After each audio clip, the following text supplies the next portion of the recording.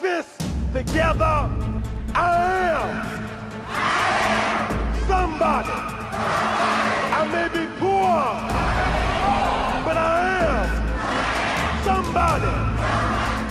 Red and yellow, brown, black, and white. We're all precious in God's sight.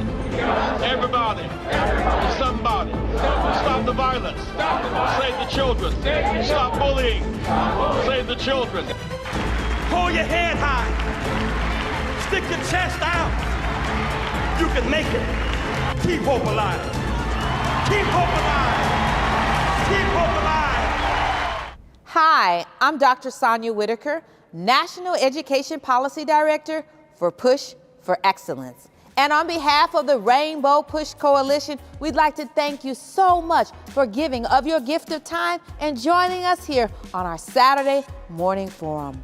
We also want to thank Word Network for bringing you to us and us to you. And yet we recognize that there are many of you that are watching us right now on Facebook Live. If you're doing so, we want you to like our page.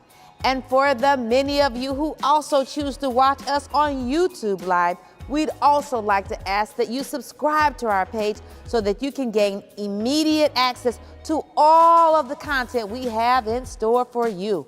And speaking of content, we can't do this thing without you. We need your financial support, and we've made it really easy for you to give.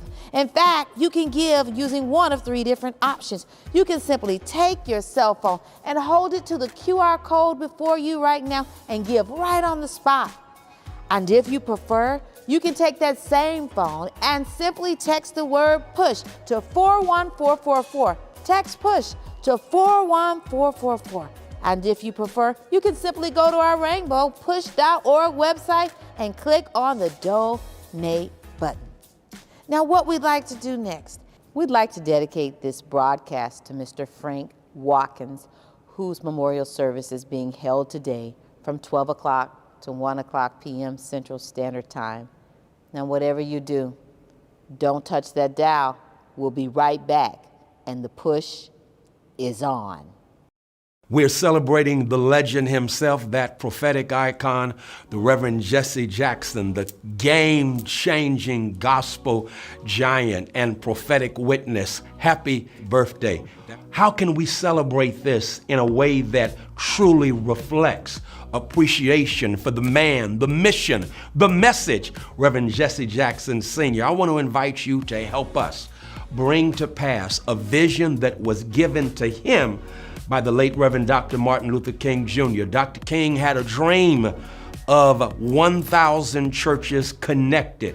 We got, 50 major markets. If we have 20 churches in those 50 major markets, that would basically say, I'm going to connect with Rainbow Push. And in connecting with Rainbow Push, we'll do it on several levels. We'll do it by way of offering our financial support to Rainbow Push. I've already sent a check both to Reverend Jackson and to Rainbow Push because it's definitely necessary at this time that we understand the need to utilize our prophetic witness in an empowered fashion. I often say that while the Republicans are playing a game of power chess, the Democrats are trying to learn how to play checkers. Listen, we preach about power. We talk about power.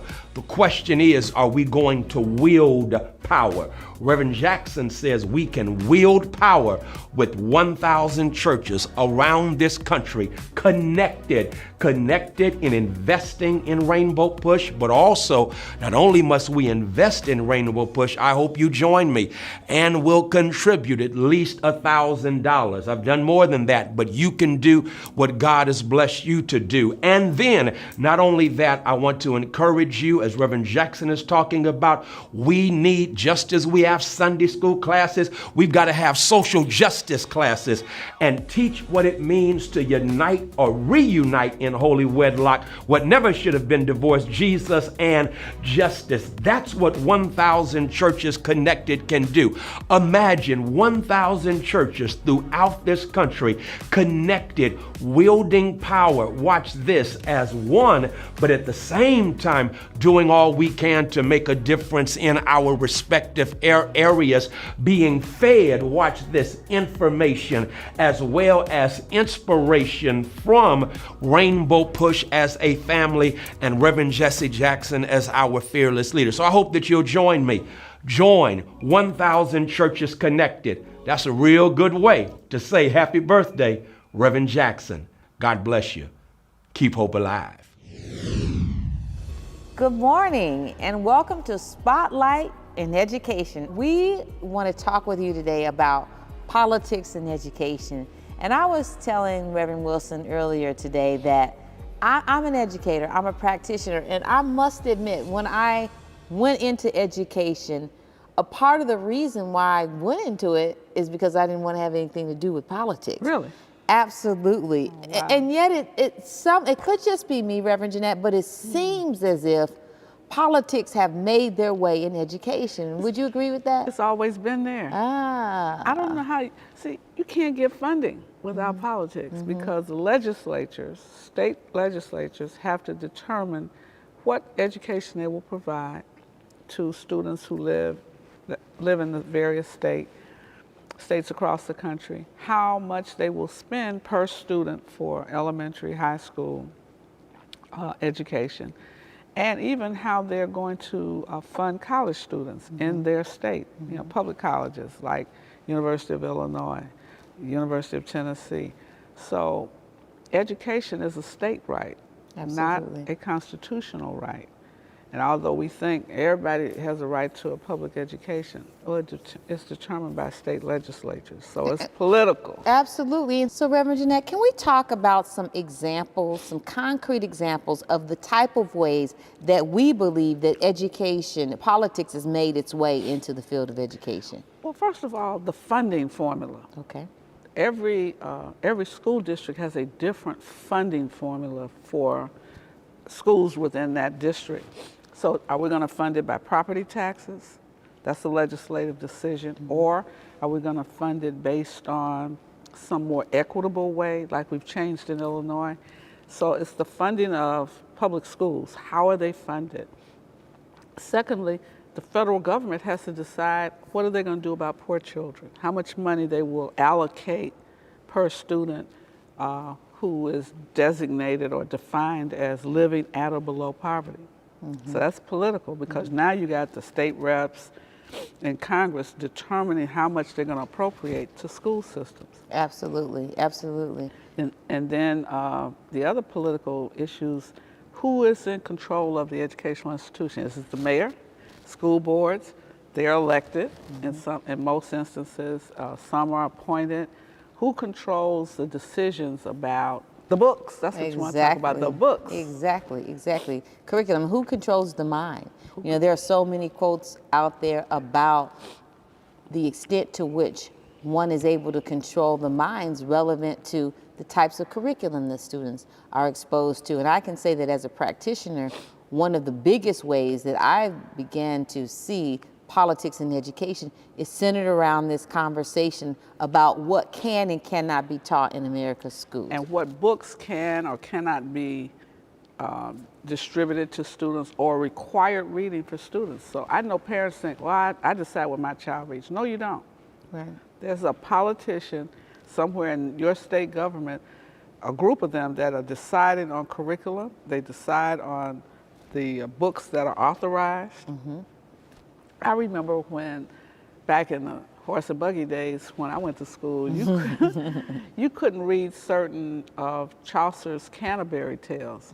And though we think Chaucer's a great British writer, he had some banned books at the time. You couldn't read about the Scarlet Letter because the religious right of that day said that that's something that children should not be reading. Absolutely. Another way that when I think about politics and education, I think about policy. You know, at the Board of Education level, policy is actually created. And sometimes, whether it's intentional or unintentional, there are policies that are created that serve Black and brown children negatively. Do you know, in Illinois, for example, the first time in our history we have an African American as vice chair of the State Board of Education. This is true. And that's a political position. It's an appointed by the governor, approved by the legislature. The Secretary of Education nationally is nominated by the President of the United States. That's a political appointment. It's not something that comes up from the people, so to speak. So that is political. I think that's a very great point, and also kind of makes me lean toward not just thinking about the ways that politics play out in school systems, but also it moves me toward thinking about what do we do about it. We have to inform policy, right? We have to influence the policy makers. So if we have a concern about limits relevant to the books that our students have access to, if we have concerns about whether or not people that look like us are reflected in the curriculum materials, not only do we have to voice our concerns, but we have to voice them in a way that changes the policies that allow for that to occur. And so people, I know some of you are wondering, why do I need to fool around voting in the midterm elections? Well, you're electing the policymakers that will influence what happens in your child's education, what books they can or cannot read, what test requirements the state has for your child to pass from one grade to the next and to graduate, what kind of rules that exist. Those are not, they don't occur at the local school level. Those are defined by state legislators. Teachers, you can tell about teachers have to, the core standards, where do they come from? Absolutely, and at our state, they come from the state, the Illinois State Board of Education. So there's, again, another opportunity to influence policy by being involved in those meetings and interacting with the decision makers. So when parents don't attend school board meetings, you don't go to PTA meetings, you are giving up your right to shape policy, to influence the policy makers. When you don't vote, and you say, if I ask 10 of you today, who is your state rep? Who is your state senator? You'll be looking at me real funny. I don't know. And you need to know, because the first question, if they're coming to your church, to your community meeting and say, vote for me, wait a minute. What is your position on these books being in our schools? What is your position on school funding? Tell us, how do you plan to feed the children, if they're running for U.S. Congress, that are considered Title I? Do you think their funds should be cut? These are questions that you need to ask, and this is why you got to vote November 8th. Absolutely, and so we want to close by saying that you actually have the power, you have the ability, and you have enough resources to make a difference. So we want you to show up, we want you to show out, and we want you to make sure that your voice is heard. So we're going to make sure you have your I voted after November 8th. We want to see that you all have that little card that you can stick on and wear, because we're going to have ours on. That's right, so don't touch that dial. We'll be right back. Thank you. Do you know Jesse Jackson? You might have heard his name before or seen his picture, but do you really know why he is such an important man to know? Hi, I'm Tim Lee, and today we're going to begin our Did You Know series on Reverend Jesse Lewis Jackson Sr. Are you ready?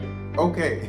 Well, for starters, Jesse Jackson was born in Greenville, South Carolina on October the 8th, 1941. Second, Jesse Jackson is a reverend. He was ordained a Baptist minister in 1968 and was awarded the Master of Divinity degree in 2000. Do you know what divinity means? It comes from the word divine and is associated with the things of the skies, the heavens, the things of God, and God's kingdom. Third, Reverend Jackson is a family man. He married Jacqueline Brown in 1962, and together they have 5 children: Santita, Jesse Jr., Jonathan, Yusef, and Jacqueline. Fourthly, Reverend Jackson is a freedom fighter. He has been fighting for freedom, justice, and equality for a long time. He helped to integrate the public libraries in Greenville, South Carolina, and was even a mentee of the Reverend Dr. Martin Luther King Jr. In 1971, Reverend Jackson founded Operation PUSH, which stands for People United to Serve Humanity, and he has been serving humanity ever since. Fifthly, Reverend Jackson is a forerunner. Do you know what forerunner means? Forerunner means someone who goes before, someone who paves the way. Reverend Jackson ran for President of the United States in 1984 and 1988. The historic campaign he ran, the work he did, the changes he influenced in the election process was instrumental in Barack Obama being elected the first African-American president of the United States in 2008. Finally, Reverend Jackson is a bridge. He connects people to opportunities, he connects youth to excellence, and he even connects American citizens back to America, to their families and loved ones. Most importantly, Reverend Jackson connected the civil rights movement of yesterday to the activism of today. You see, many people lost hope when Dr. Martin Luther King Jr. was assassinated on April the 4th, 1968. But Reverend Jesse Jackson, a man of faith, a family man, a freedom fighter, and a forerunner, engaged in work to keep hope alive. And hold out. We must never surrender. America will get better and better. Keep hope alive. Keep hope alive. Keep hope alive. On tomorrow night and beyond. Keep hope alive. Well, that's all the time I have for today. Thank you for spending this time with me and for your interest in our Did You Know series of Reverend Jesse Jackson. If you want to know more, tune in next time when we cover even more details of the life, the legacy, and the work of a man you ought to know. Before I go, let me leave you with my personal favorite quotation from Reverend Jackson, and that is, if your mind can conceive it and your heart can believe it, you can achieve it. Until next time, I'm Tim Lee. Push Excel's goal is to inspire students to strive for excellence in education in spite of personal, family, and community challenges that they might experience. How do we do this? By advocating for educational policies that guarantee equal funding for all students without regard to race or economic standing. By engaging parents, students, and teachers in pursuing high-quality education and striving for educational excellence at every level, and by forging partnerships with community-based and public sector stakeholders in education. Now, Push Excel is a national model program with the purpose of connecting principals, parents, popular personalities, and students in a bond and to support students at every level on the educational ladder. Now, we want you to become a member of the Rainbow Push Coalition and Push Excel. Your annual membership can help us to change policies that impact students, colleges, and universities all around the country. So step up and sign up today. Membership is only $35, and if you're a student or a senior, $15. Just go to our website, rainbowpush.org, and push join to become a member or push donate to support the Push Excel program. You can also text the word Push Excel, that's PUSHEXCEL, to 41444 on your cell phone, and you can give us any amount that you feel comfortable giving or call us at 773-256-2775. Wherever you are, you can support us as we keep pushing for you. And remember to keep hope alive.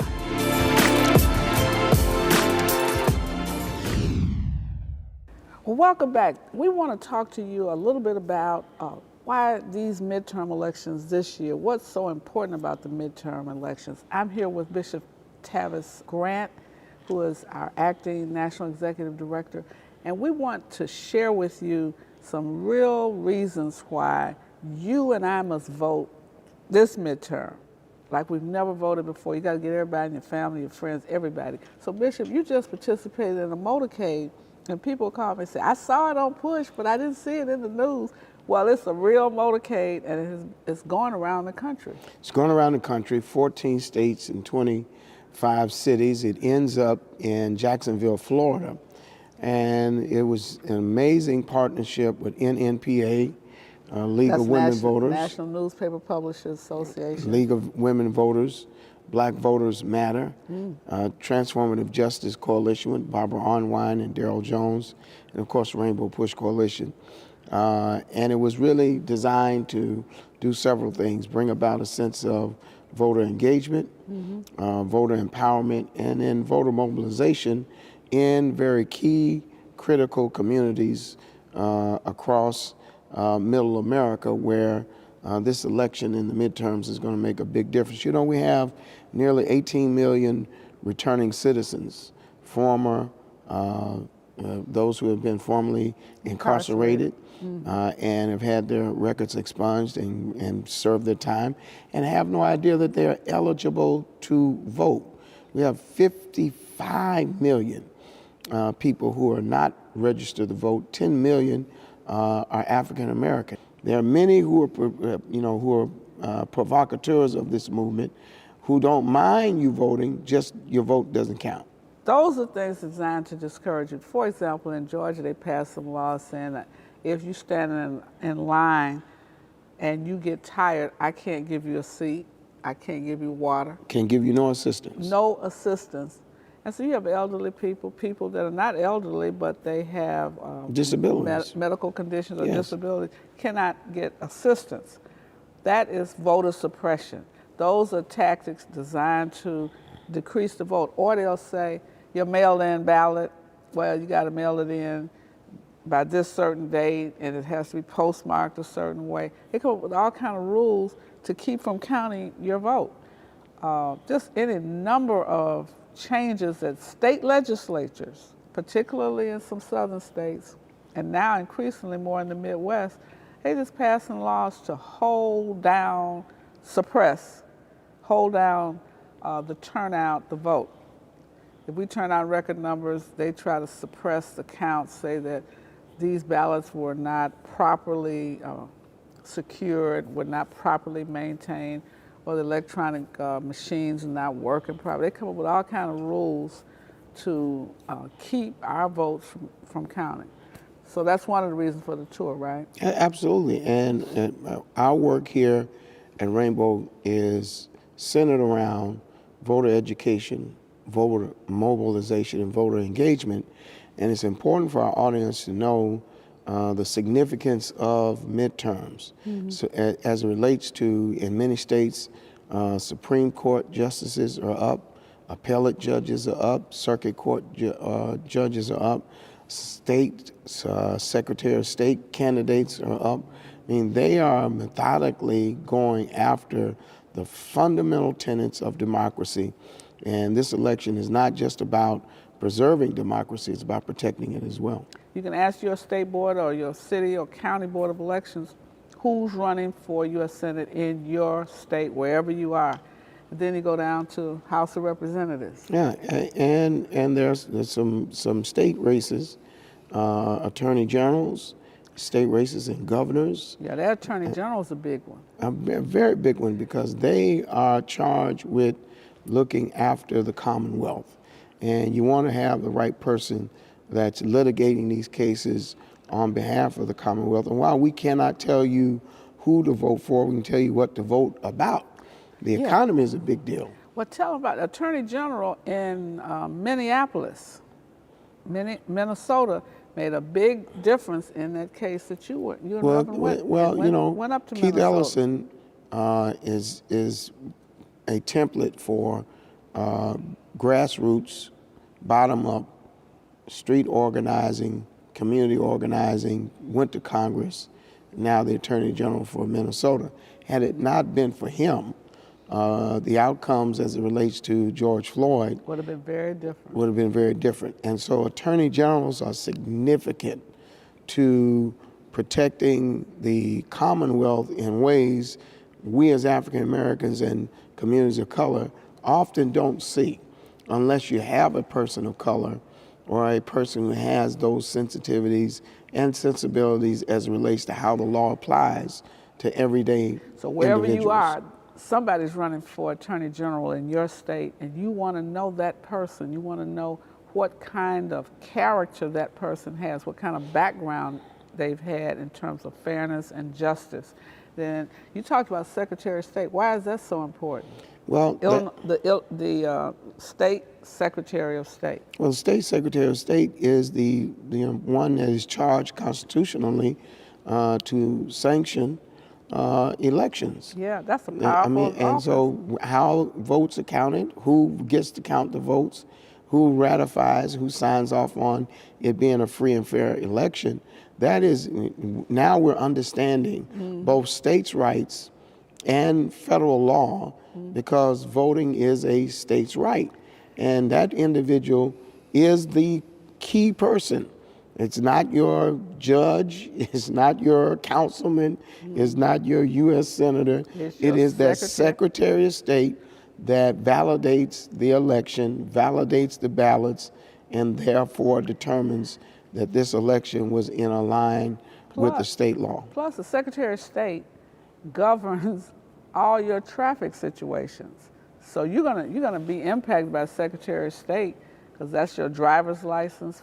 They manage the driver's license facilities. They also manage the museums and libraries in the state. This is most jobs of any position in state government is the Secretary of State.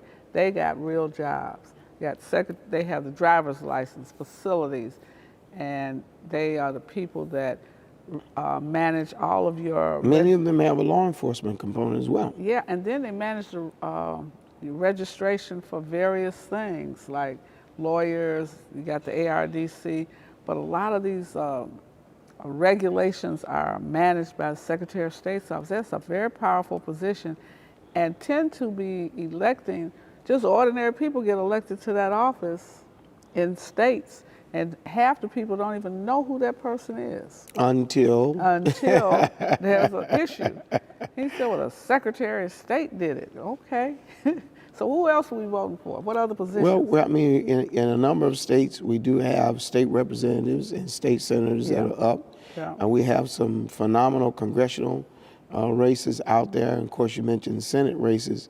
But I think significant to this whole question of the midterms is understanding the value of the voter.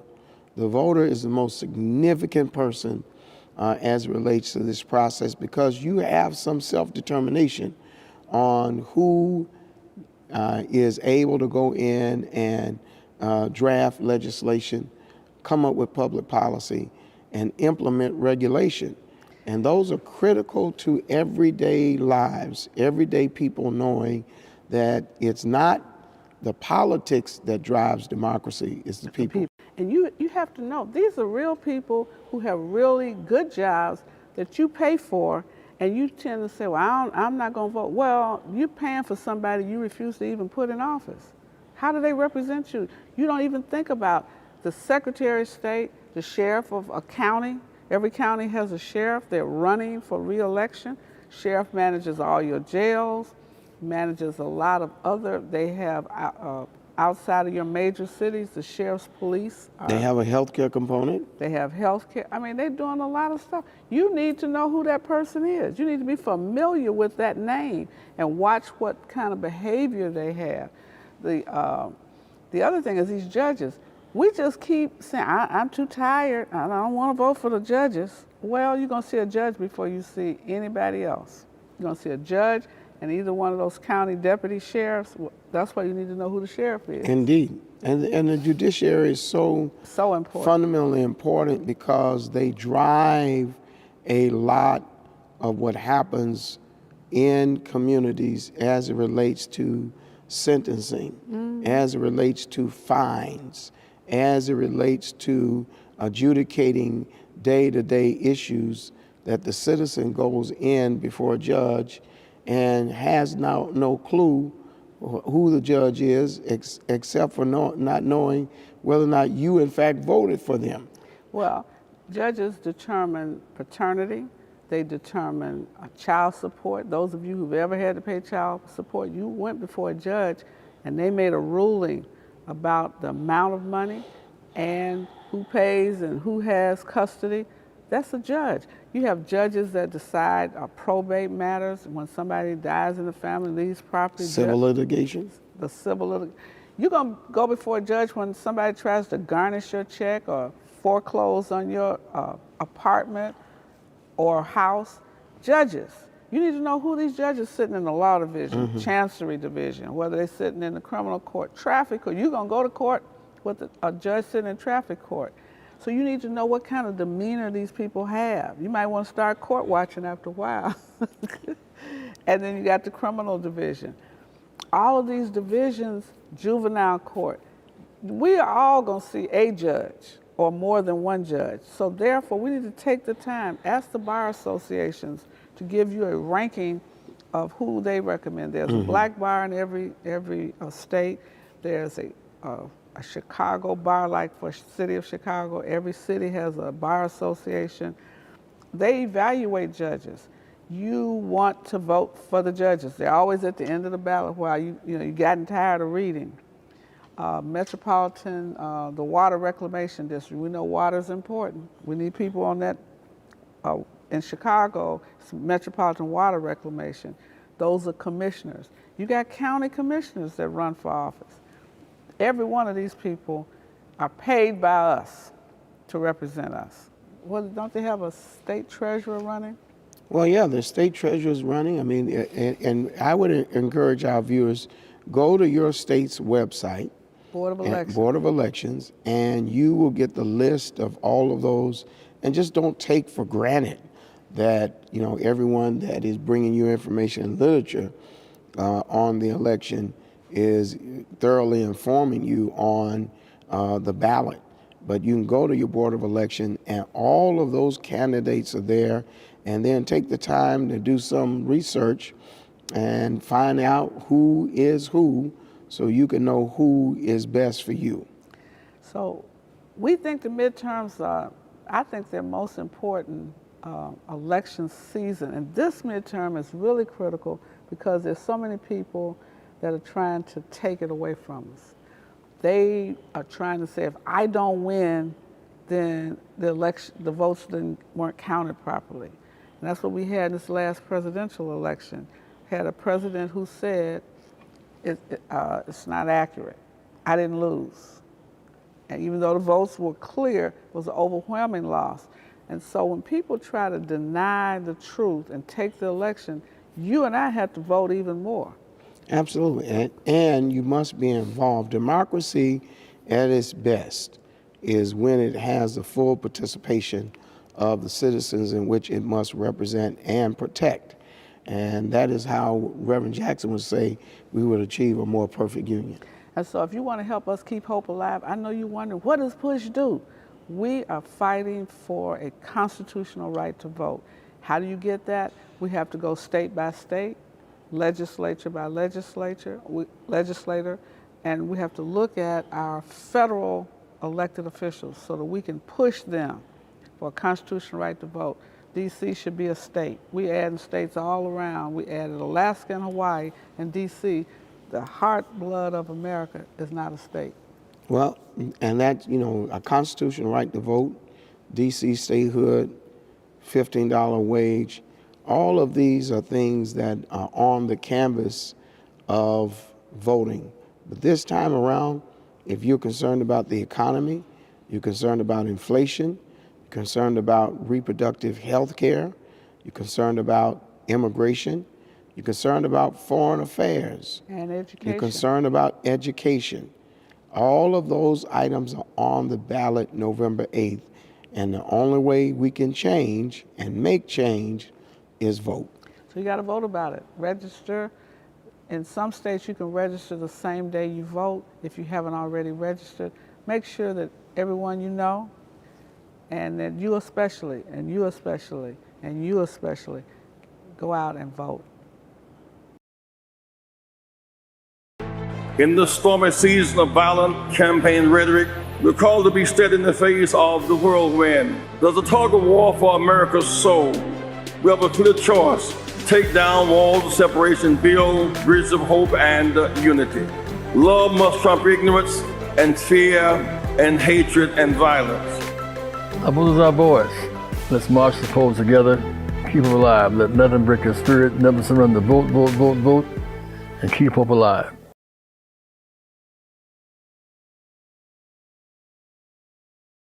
I'm Reverend Jesse Jackson. I was born in Greenville, South Carolina, in the throes of legal segregation of apartheid, but against those odds, with the help of God and loving parents and inspiring teachers, I was able to break that cycle and make a contribution.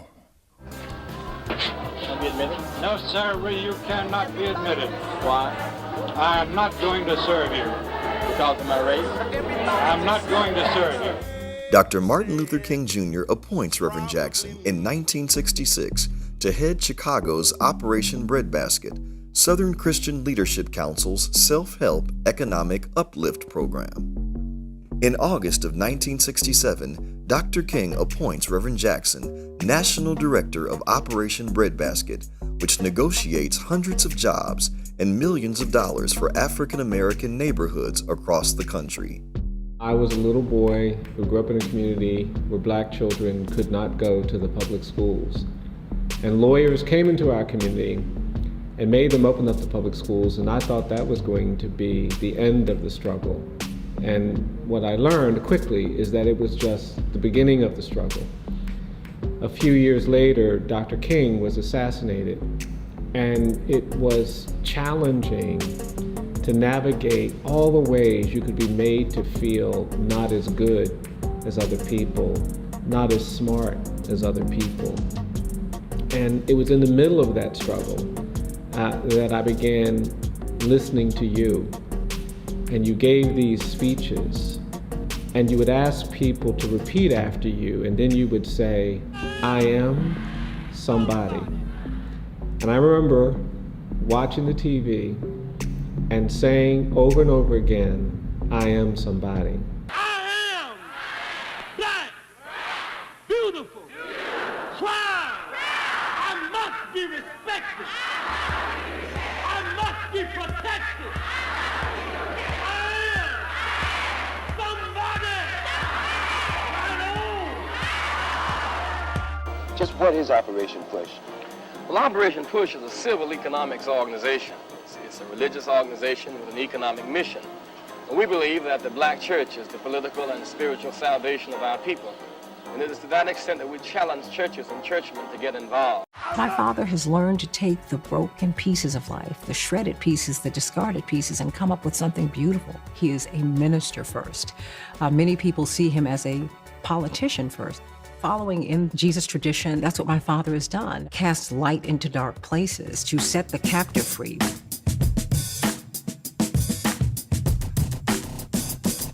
What would you tell your 20-year-old self today? A lot of unseen challenges coming your way.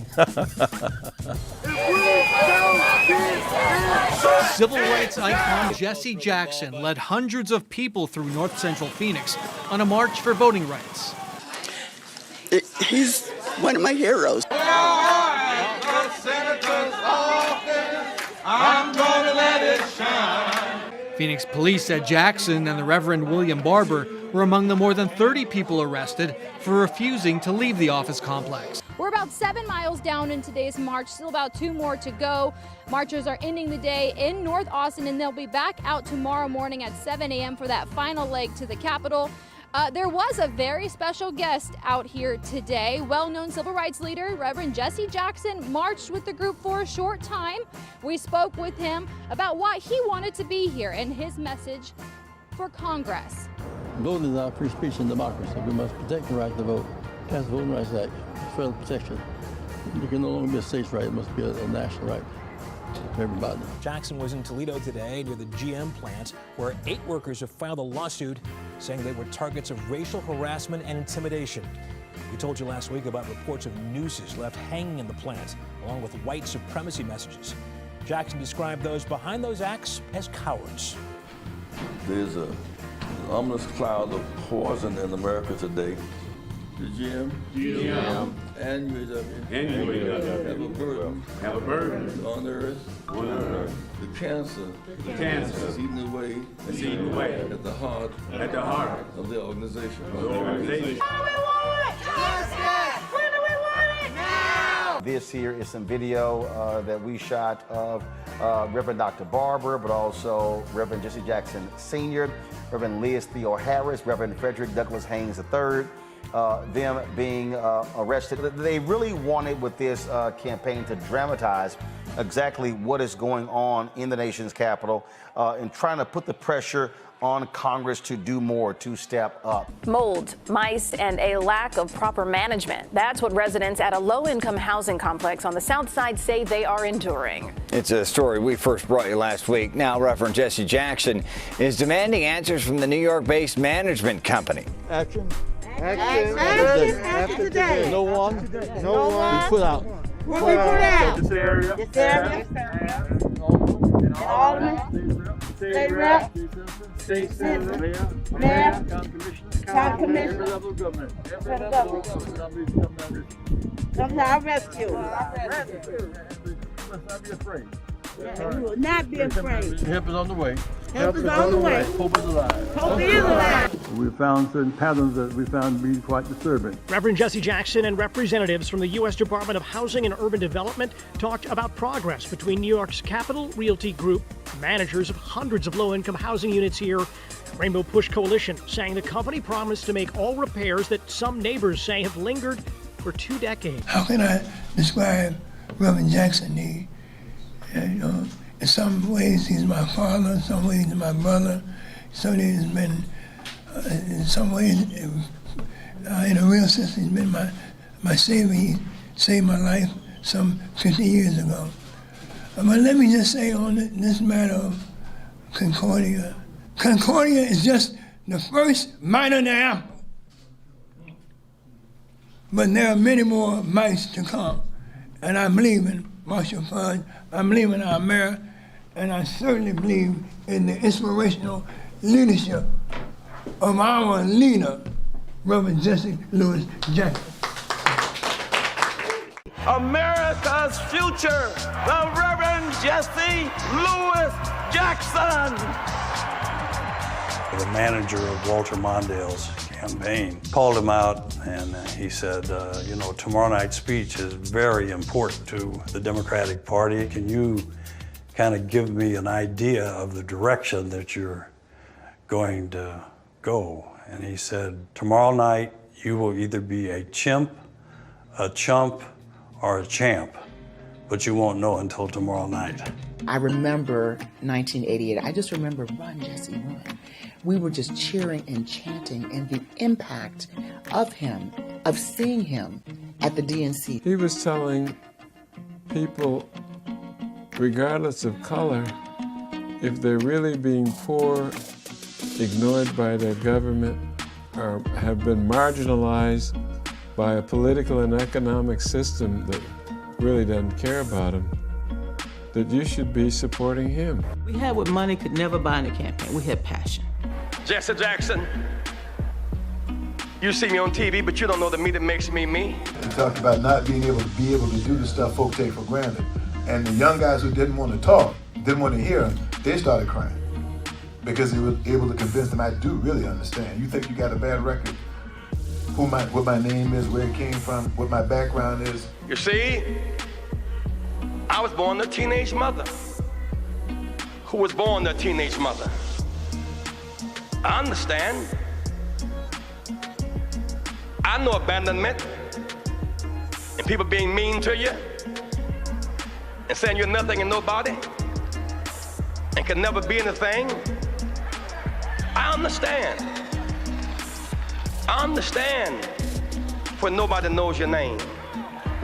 I understand when you have no name. I understand. And he's talking about it to people who are sitting there thinking, that's me, that's me, that's me. And he's running for president. And he's on the stage.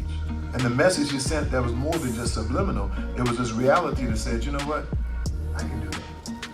Because he understands what I'm saying. It's hard to imagine how we could have come as far as we have without the creative power, the keen intellect, the loving heart, and the relentless passion of Jesse Louis Jackson. And God isn't done with him yet.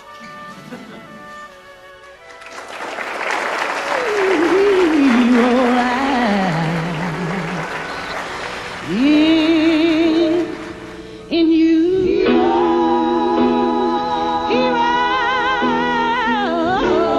hero, he is our hero.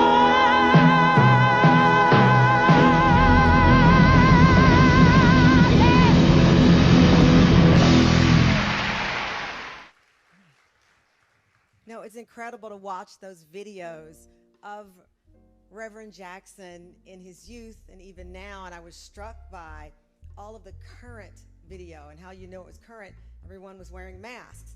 So that had to be in the last 36 months that you were there. And look at the faces at the housing development of the people videotaping you. You have been, you know, we think about all the time, and I've been in news now for 30 years, and I just turned 52 years old. You've been that person that we could look at and say, don't make me call Reverend Jesse Jackson. I mean, think about that. I mean, to hear you talk about abandonment and feeling isolated and lonely, we've all felt that, but we could always, my entire life, look at an employer, look at someone who wasn't doing right by us and say, don't make me call Reverend Jesse Jackson. And we didn't even have your phone number. But we knew there was like the bat phone. There was some way that somehow people would look at the sky and be like, you know who's coming, and you would appear. And even just now in that recent news video, you were there. They said to those people, don't make me call Reverend Jesse Jackson. And you were there. My hands shake thinking of that.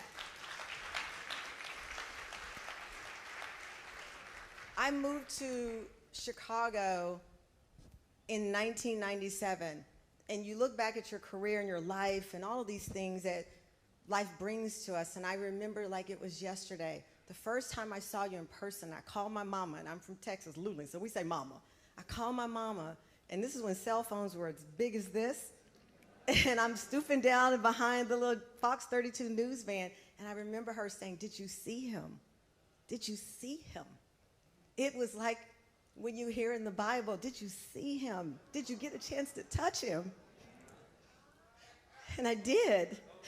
And, you know, oh gosh, these eyelashes aren't on that great, so I'm not gonna cry. But I think about what that meant to hear my mom, who grew up in segregated Luling, Texas, who couldn't go to the white school.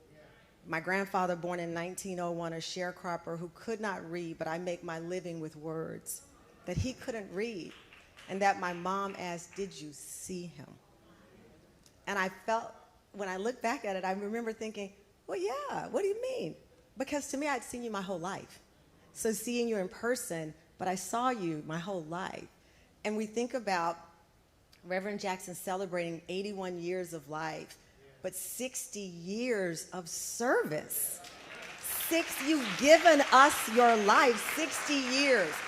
So 50 years ago, you founded Rainbow Push Coalition, 45 years fighting for high quality public education. Public education, you, as he said, we're talking about economic sustainability. People talk about black wealth. You were the template. You were talking about it when nobody knew. We didn't know what wealth meant. And you were explaining it to us. You were fighting the case of how and why the zip code determines the education and how that determines your life.